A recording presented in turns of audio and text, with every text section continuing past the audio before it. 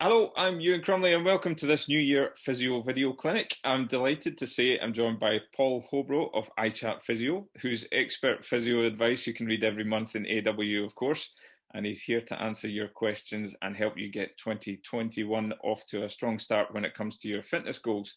Now, Paul's clients range from everyday runners to top-level athletes, so he's treated just about every injury issue out there. Paul, welcome and Happy New Year.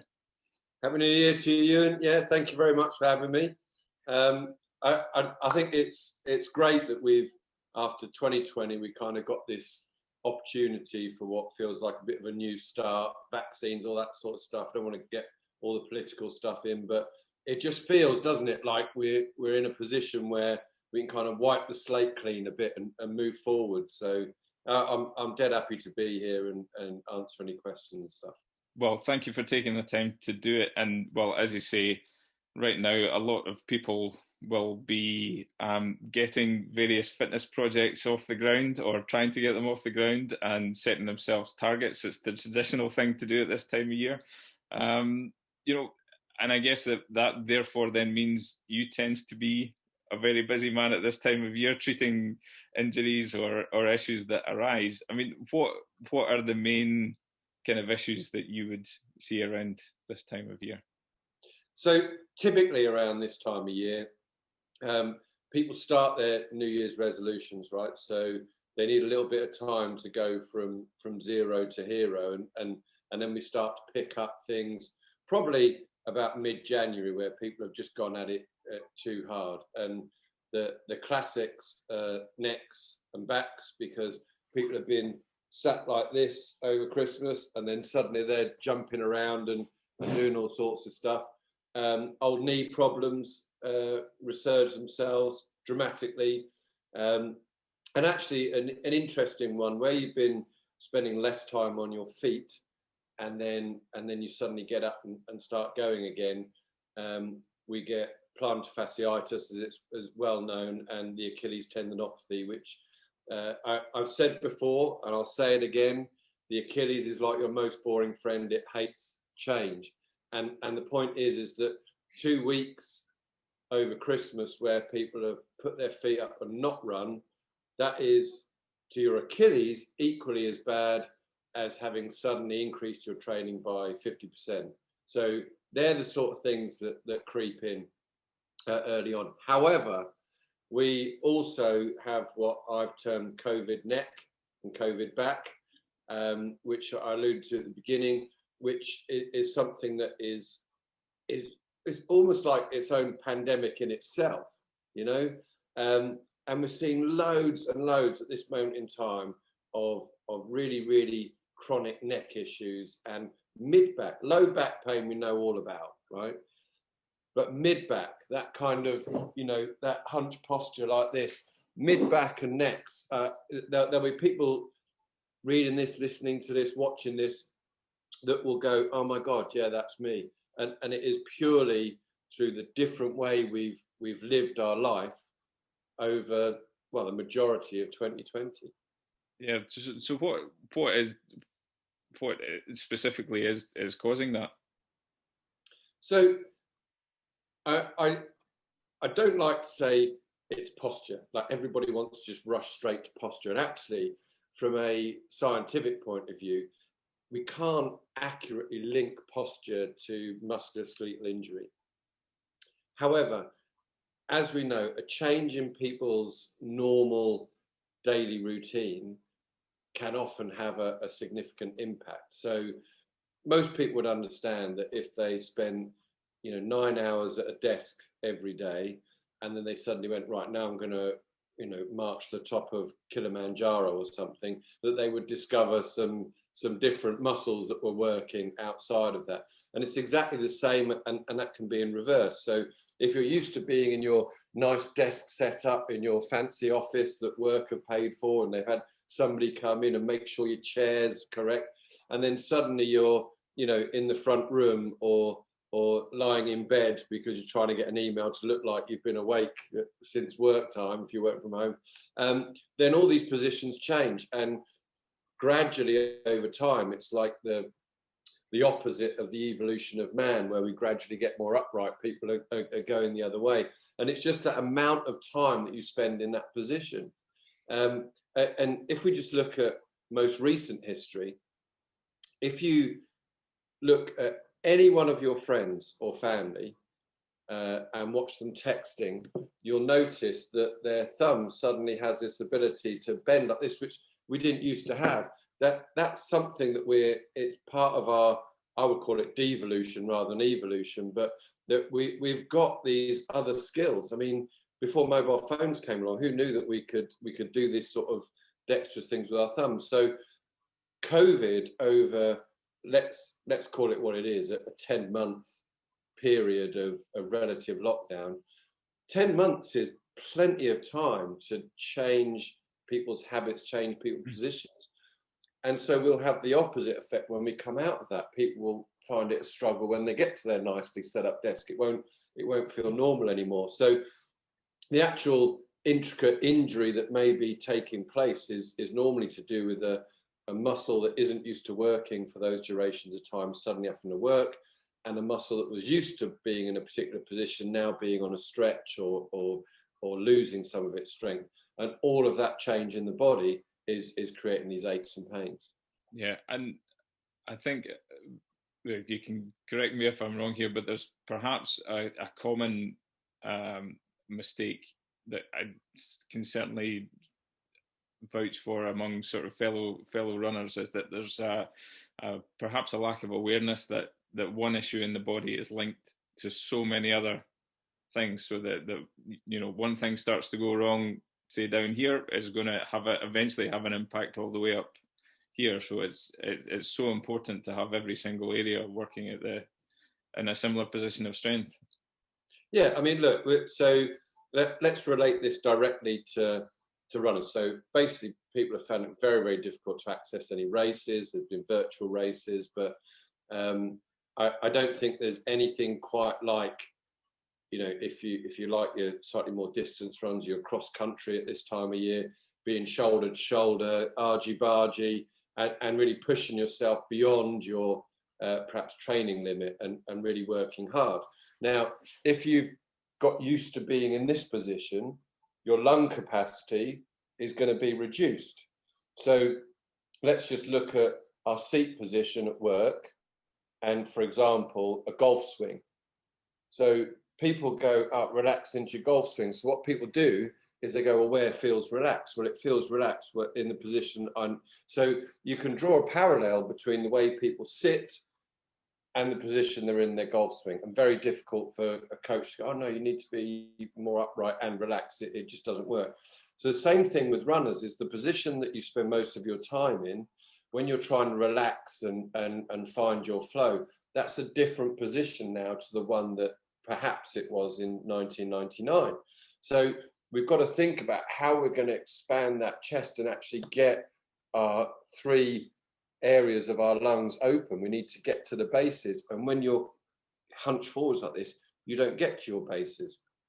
So we need to be thinking about how we're going to do that, and being part of a pack and trying to jostle and get to the front of a cross-country race, you will push yourself that little bit harder, but you're going to find it more difficult to recruit the bases of your lungs if you're in that COVID seated position. I mean, a little bit harsh, not everyone's been doing this, but I'm sure the majority are drawing parallels with their life over the last 10 months. So there's going to be some things that people really need to think about, which is getting themselves a bit more upright, maybe doing some stretches for their back, over, even though, if you get a foam roller like so around the back, and you can actually open yourself up and do some shoulder stuff on that, so you're actually, I don't want to put people into a really painful position. It shouldn't be too discomfort, but you can actually get something in your back and open up those thoracics. And whilst you're there, you may as well, have a couple of dumbbells and maybe do some shoulder strengthening type work at the same time. Why not? So we could start to develop a series of, maybe that's the next column, a series of exercises around fixing COVID back and COVID neck. It could be quite interesting, couldn't it? We'll create some stuff. We'll invent it. Well, I mean, that's an increasingly common problem, as you've identified. When it comes to sort of the new year issues that people have, or what are the most common mistakes that people tend to make? Is it that when they sit down to do New Year's resolutions, it's far too grand a sweeping plan, as opposed to making things, that bit more manageable and achievable? Yeah, so there are training errors is the big error that people make. Yeah, when you look at the reasons for people getting injured, it's, if you look at the statistics, how many times have you been injured in the past, and increasing age and training errors is the next one. So we can't change the fact that we're all getting older day by day. And in terms of how many injuries we've had before, well, that's a fixed number now. There's nothing we can do about that. The training errors, the number 3 on the hit list, is something that we can be really, really careful about how we introduce it. And actually, there's much more information around now about how to develop a good training program. AW promotes stuff. There are lots and lots of online coaches. There's lots of YouTube stuff and online content to help people to understand it. We've never really got away from this notion of making sure that we only increase our training by 10% each week. And again, I sometimes feel like I'm a stuck record because I say this, but it's still as relevant today as it was when it came out. And interestingly, when you look at the graph, doing 10% less training, doing no change in training, doing 5% increase, 10% increase, they all have the same injury risk attached to them. When you go to 15%, it goes up exponentially. I mean, really dramatically. So what I think people do when they sit there, they go, right, my New Year's resolution is, so it might be like Ben Smith, they're going to run 401 marathons in 401 days. They might decide they're going to do what Eddie Izzard did. They might just say, I'm going to start running. The point being is that every single time you go running from the start, you will get a bit better, but there's a caveat to that, is your body is becoming more fatigued and therefore it's far more likely to break down. So if I were going to set a brand new runner a training program, in their first week, only 5% of their exercise time would actually be running, and 95% would be cross-training, strengthening, balance work, getting those muscles ready. And each week you'd grow by 5% running and until you're probably at a 70-30 ratio, 70% running, 30% doing strength conditioning. And I genuinely believe, forget that, I know that person would end up being a better runner at the end of that program than someone that just said, I'm just going to get out and just run and of course I'll get better. I know they'd have less downtime. So what people do is they've got this added gusto, this like, right, this is my year, I'm going to, I've missed out on all the races and I'm really going to hit it hard. And so they go for a run, and it usually, because you've had a rest, that first run is, I say it's for free. It feels good, yeah? So with the motivation there, the next day, because that felt good, they're riding on a high, they go out and they run again. Now that first run hasn't bitten them yet. And by bitten them yet, I mean, they haven't got the delayed onset muscle soreness. No injury has really shown itself unless it happened during the run.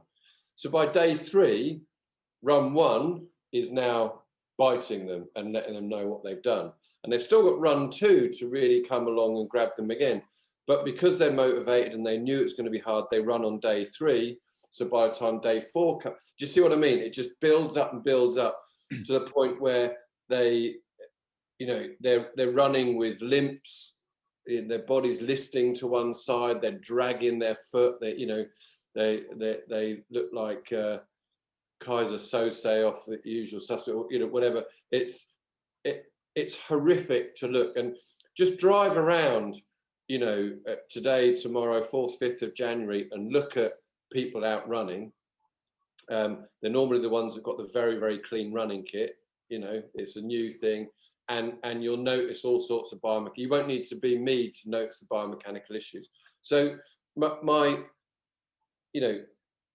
technical physiotherapist voice, running specialist voice, is try and understand where you want to get to, and don't try and get there by the end of the week. If you want to run a, sub 25 5K or a sub 25K or even a sub 35K, decide that's where you want to get to and think, well, where is it reasonable that I might achieve that? Because it's certainly not by this weekend. Yeah. And if you decide quite legitimately that you think that that could be the end of March, then work your way back from that goal to realize actually how little you probably need to be doing now in terms of running, and what else you could be doing around the single leg squat, strength conditioning, and all that kind of stuff, bit of cross training to help you achieve that goal, rather than just going, I'm a runner now and I'm going to do it every day and everything will be fine. It's when you say it out loud, it seems obvious, but when you're in your motivated, this is my new thing, you just don't think in that way, do you? Yeah, well, I guess as part of that as well, these are all the traps that you outline there for brand new runners are also ones that experienced runners still fall into. And as you're saying, for example, things like the strength and conditioning around your running is something that tends to fall way down the priority list with a lot of runners. I'm guessing from your point of view, it's something that kind of thing is something that everybody should be incorporating into any sort of regime they have. Yeah, I mean, the more experienced runner might be laughing. They go, oh, I remember being that person. And actually, they're some of the worst ones for it, particularly going into 2021, because people feel they've missed out, they've lost. We're just saying back in my athlete days that a session missed is a session lost. You can't recoup it. You can't suddenly do 3 or 4 sessions the next day to get that one missed. And I think that we need to look at 2020 as, right, that's gone. I think the very clever, experienced runners would have seen this as an opportunity where they didn't have a racing calendar to get in the way of their training. They could lay down a lot more volume. They could actually pay attention to some of the things that normally they would have to, might be carrying an injury. You could have done all that sort of prehab work along the way. And those people that have used 2020 in the right way will have an absolutely storming 2021 season. We hope, if all this stuff gets sorted. I think that for the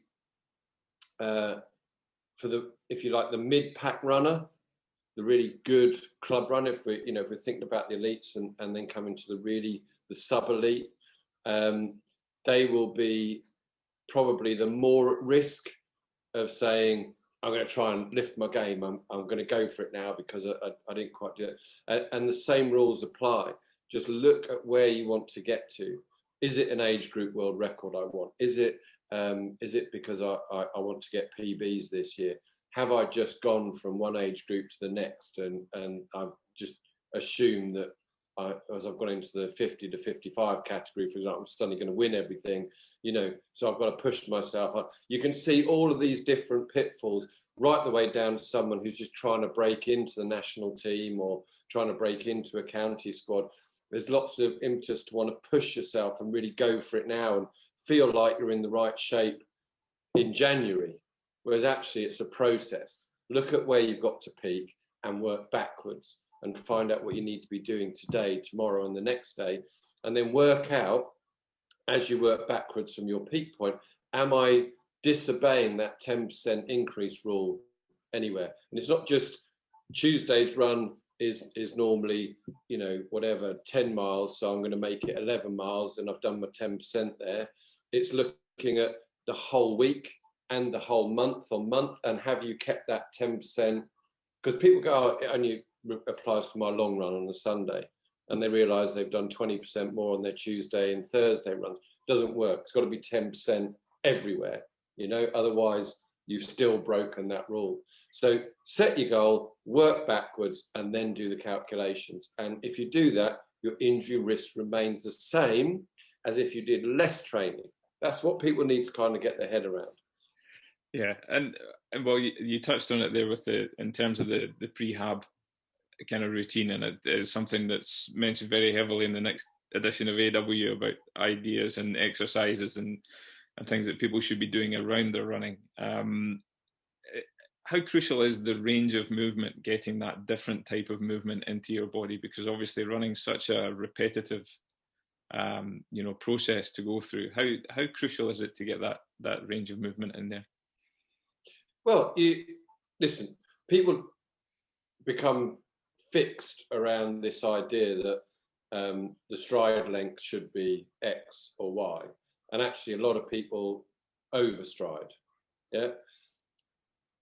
And people start to realise, actually, I mean, Mo was famous for before he started working with Salazar, for overstriding on the last lap. So he actually got him to stop doing that, because if you overstride, you're effectively braking if your foot gets too far in front of you. So then that threw up this whole issue of, well, how important is the range of movement? Range of movement is exactly that. It's a range. And the closer that you get to your end range, the more difficult it's going to be. So imagine you've got a piece of elastic and you're pulling it and you're pulling it and you're pulling it. And the closer you get to that point where it won't move anymore, it becomes more difficult. It's also, at that point, you've got the breaking strain of a Kit Kat, haven't you? You know, it's like, it's either going to go ping or something's going to go wrong.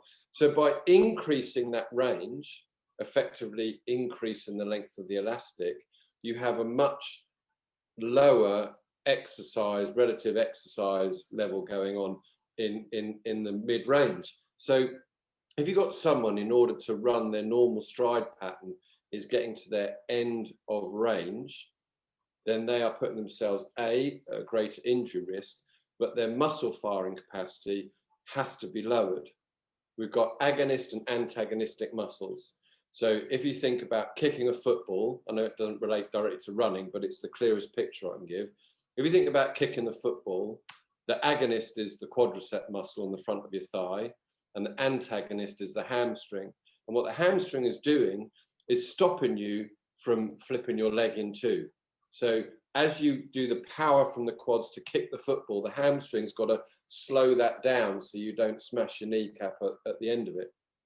So where you've got limited range, your antagonistic muscles are going to start to work earlier to stop you reaching that end of range. So they're effectively going to be slowing you down. Yeah.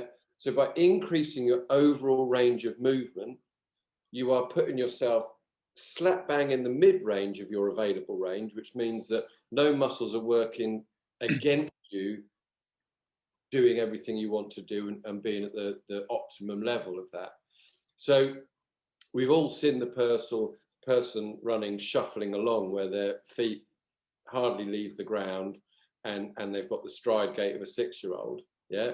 That person is probably really, really tight, and they don't have anywhere to go. In the course of a marathon, we might find our stride length coming down as things start to tighten up. They've got nowhere to go. Otherwise, they're pogoing over the line, you know?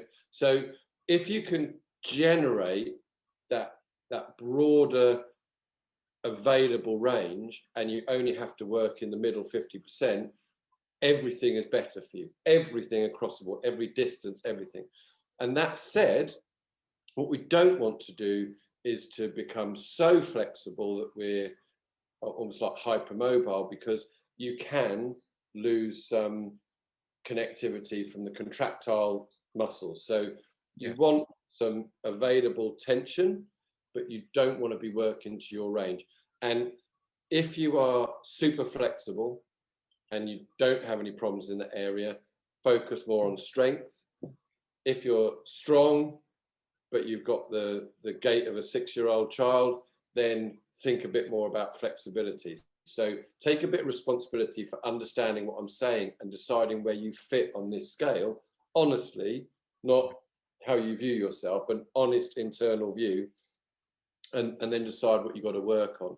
You know, the info that we're putting in Athletics Weekly is taken from our book Running Free of Injuries, but the Runner's Expert Guide Stretching, that actually has some simple tests you can do at the beginning of the book to show you where you're at, and then that naturally sort of depicts the stretches you should do.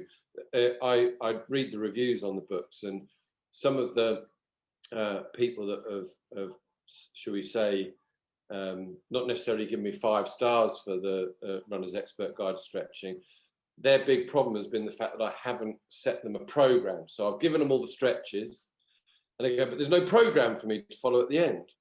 And that to me is them getting the book completely upside down, because the point is study yourself at the beginning of the book, then here's all the stretches you could possibly need and all the strength conditioning you possibly need, but you should be taking some responsibility to say, what do I need and how do I pick that? And I haven't left them high and dry. I've said, here's the assessment tools at the beginning. Yeah. But of course, I guess the way most people read a book is they go hamstrings and they go straight to the, you know, so, but in sort of almost insulting the book in a way that made me happy, because I didn't want to just front load people with what they should do. I'd done that in the first book. And that generic thing was really, really well received. But I genuinely, in the second book, wanted people to take a bit more ownership of where they were. Here's the information, but you've got to think a little bit rather than having it spoon-fed. Yeah, so it's about, you know, being more honest with yourself, with the end target being to almost increase your sweet spot, really, to think about it in those terms. Yeah, exactly. And people know, they do know.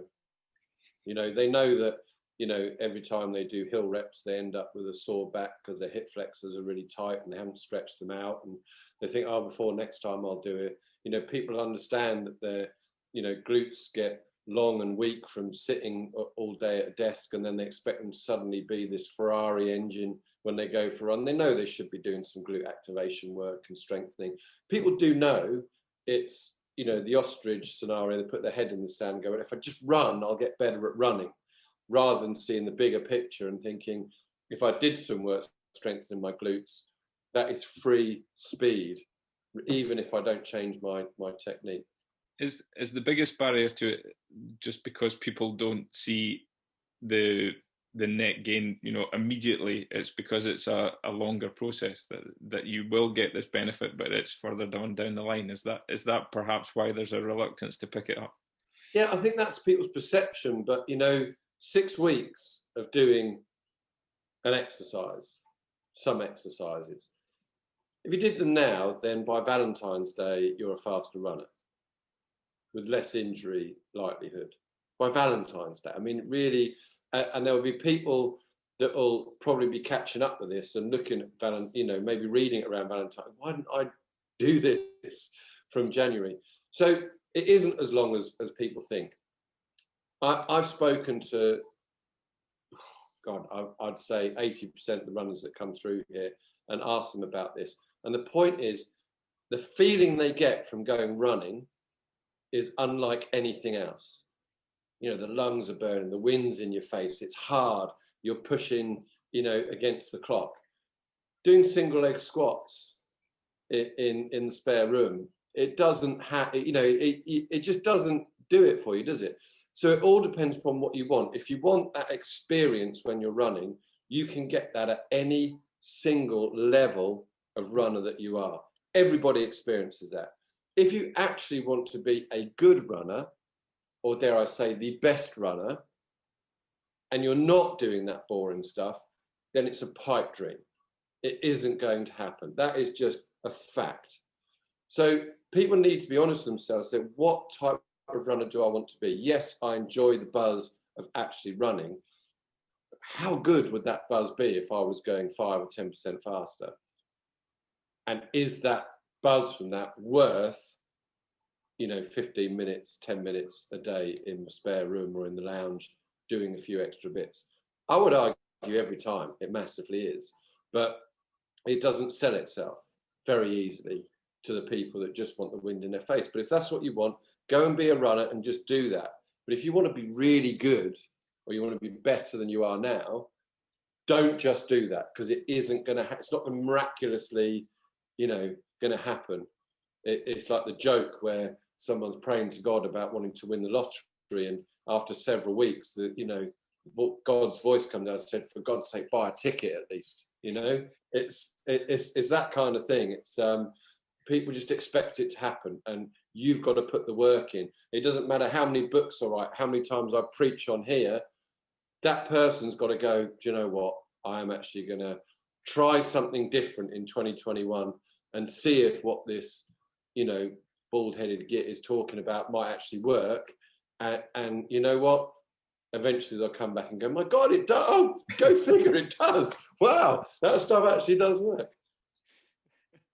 Well, we've had a couple of questions in for you as well, which have touched on some really interesting themes here. And one that I think is really important actually came in from Momentum Sports, and it says as coaches always walking a fine line between training and being aware when something's not quite right, and stopping and getting the timing right in terms of stopping an athlete from doing further damage to themselves. How do you advise people to walk what is essentially a tightrope? So for clarity, I was an athlete. I was in the British kayaking team, albeit, but marathon racing predominantly. So we did 26.2 mile races, and we trained 2, sometimes 3 times a day. And our coaches had that line to run. And as an athlete, I learned many things about myself in terms of when I got the best possible seasons out of myself, I was always on that cusp. I was on a knife edge of being injured or horribly ill and being an elite performer. And unless I got myself on that knife edge, if I played it safe and kept away from the dark side, I didn't quite get it. So it's a really, really interesting question, because you've got to be able to push people beyond their comfort zone, knowing that by going just beyond their comfort zone, they're going to potentially be in a position where they might get injured, or their immune system might not bounce back and they might get ill. So that is a very, very difficult place to be, and it takes a lot of experience.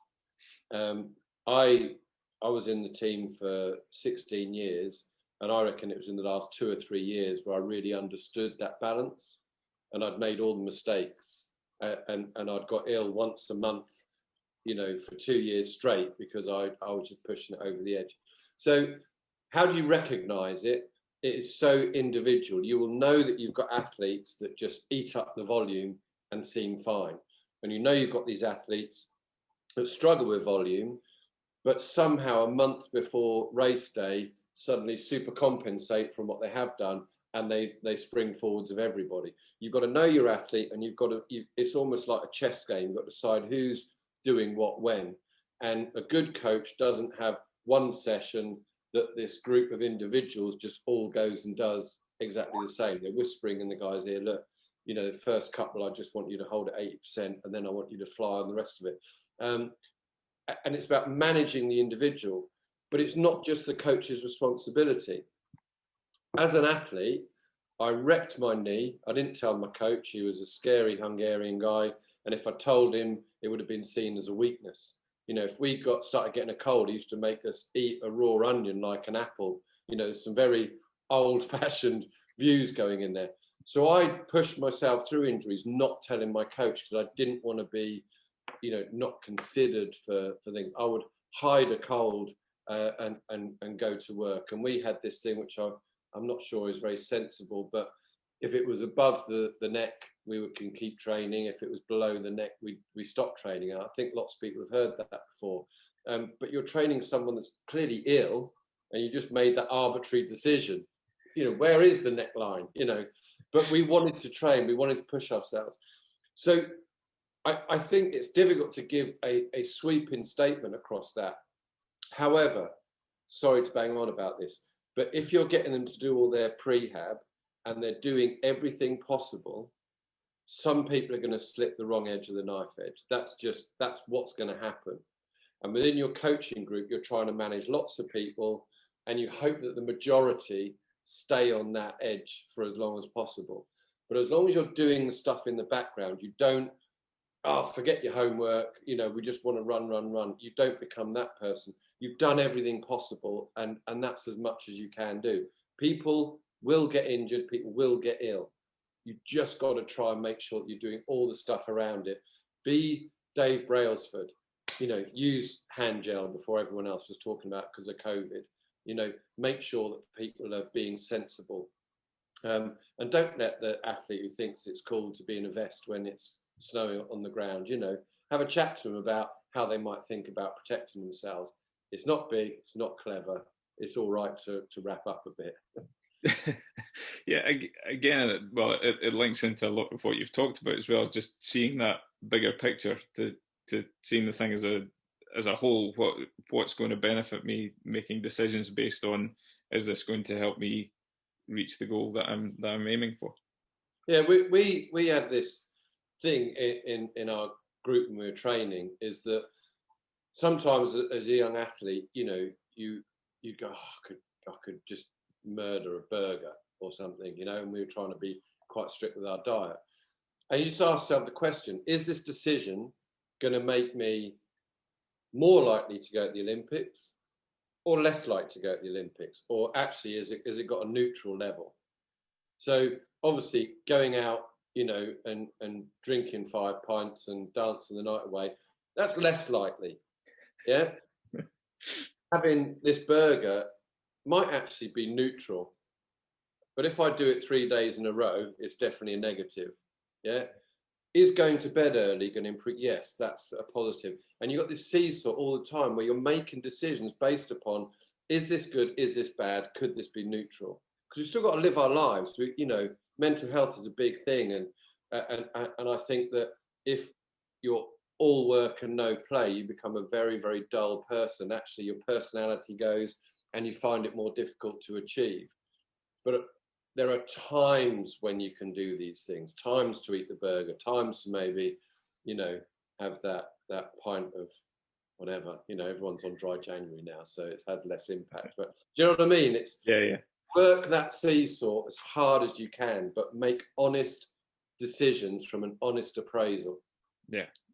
Well, and the next question comes from Mariam George, and this links right back to what you were saying right at the very, very start of the conversation.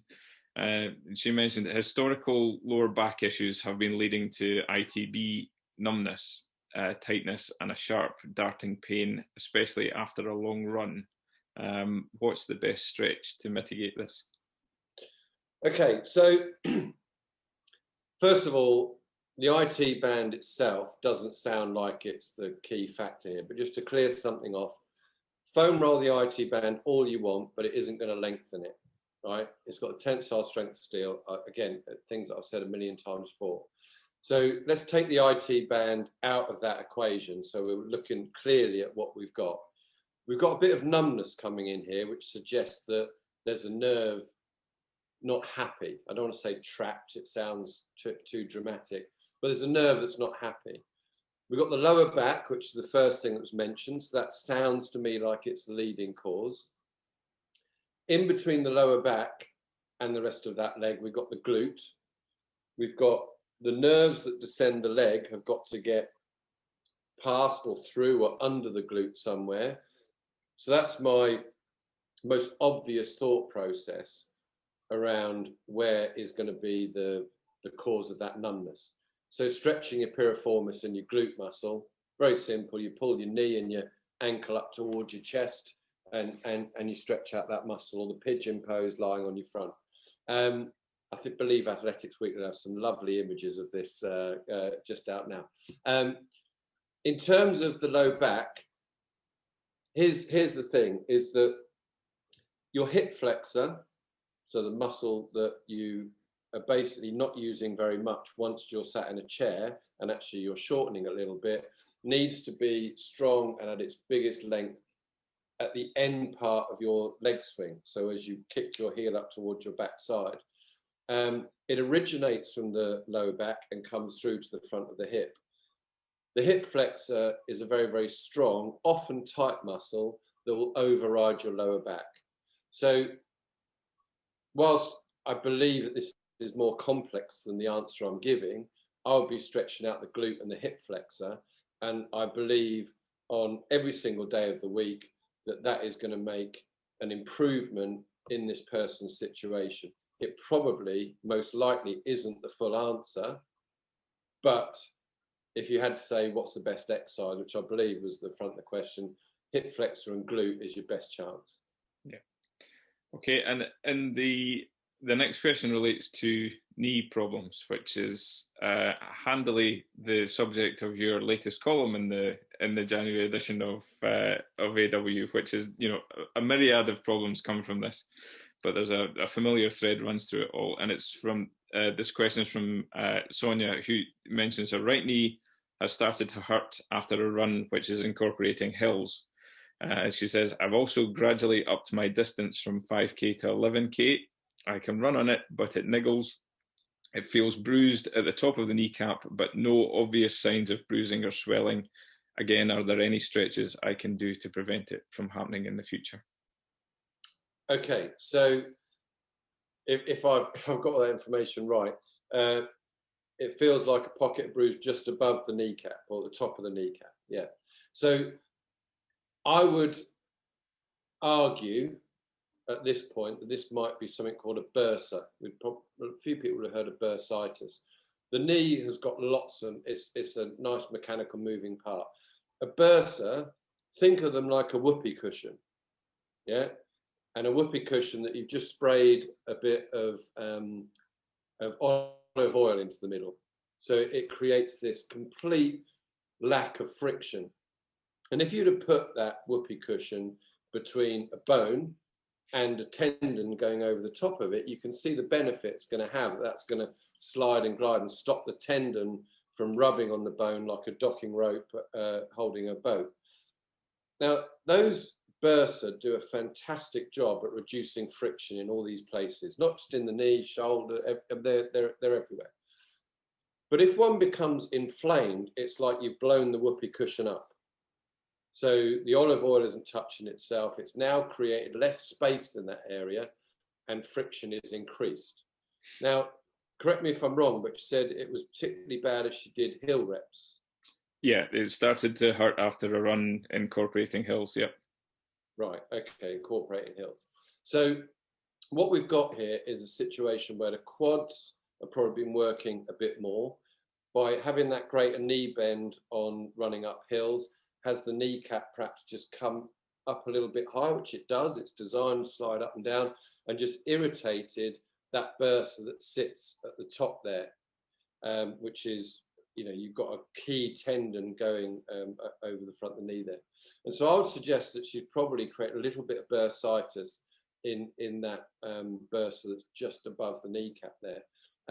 So yeah, stretching out the quadricep muscle would be good, but the notion of stretching the quadricep muscle maybe is going to put more pressure on that bursa.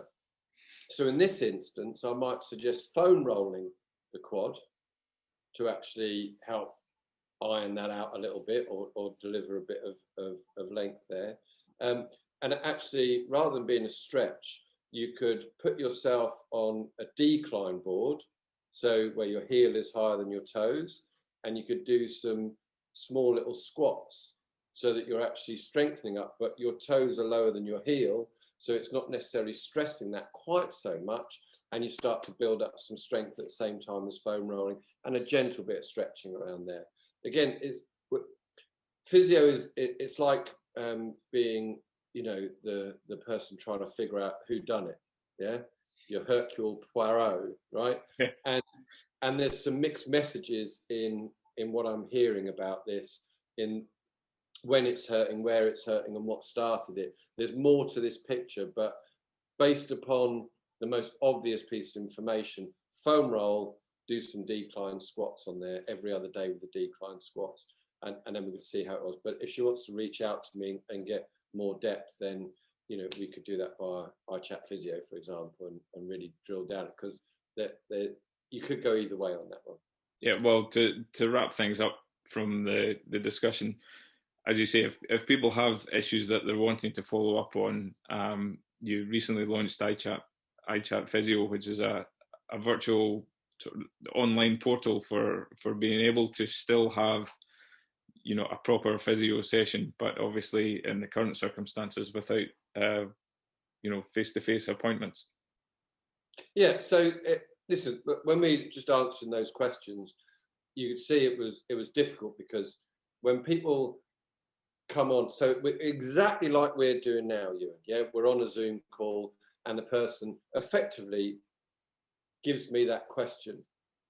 What I can't do now, because you're not the person that's got the knee pain or the low back pain, is I can't now say, so hang on, when did it start? And can you just show me yourself doing a little single leg squat? Or can I have a look at where your hips are? Can I have a look at the knee? Can I just get you to do a couple of hops on that foot? Just bend forwards for me so I can see how you back. All that stuff is missing. So I'm doing my best based upon 3 lines of text, whereas actually if we've got half an hour face to face, that is the gold standard that I need to be able to diagnose and decide what you need to do. Now, the bit that people think, well, is missing is I can't do this hands-on stuff, right? Now, I'm a running specialist physio, and we've selected the elite of running specialist physios to be on ichatphysio. So the idea is that, let's say your local physio is the person that could do that hands-on if you needed it. You could come and get a pretty decent diagnosis and understanding of what you've got to do. And if one of us felt that what you needed was some shockwave therapy or some adjustment or just someone to actually do a proper gait analysis on you, we'd have funneled down where you needed to be and be able to liaise with that local physio who's probably on our network anyway. And that then becomes like a multidisciplinary team working on your case. That's like elite level stuff. Yeah. So 3 lines of text makes it quite difficult to be accurate. 30 minutes on a call like this, I would be equally as happy as to my diagnosis I would be if you were stood in front of me right here in this clinic room. So it's about getting access to the very, very best, the cream of the crop people in the country right now via your home. No parking issues, no travel issues, no pandemic issues, and you get that diagnosis. And if you need something more, sure, you go locally, but you go with a kind of diagnosis in hand, and then everything unfolds a lot quicker, because there's nothing slower for you getting better than a physio barking up the wrong tree with the wrong diagnosis, which I hope happens very rarely, but that is the first point. And if people only see iChat as a high-level triage service, then fine, I don't mind that. But actually, we see lots of people through to the end of their injury and they're back. And our goal is to make people a better athlete at the end of our sessions with them. Because at the moment they got injured, something had been going wrong for a few weeks. So you should always end up being better than the day before you got injured if you go through this process. Yeah. So if somebody wants to reach out, where would they go and find you?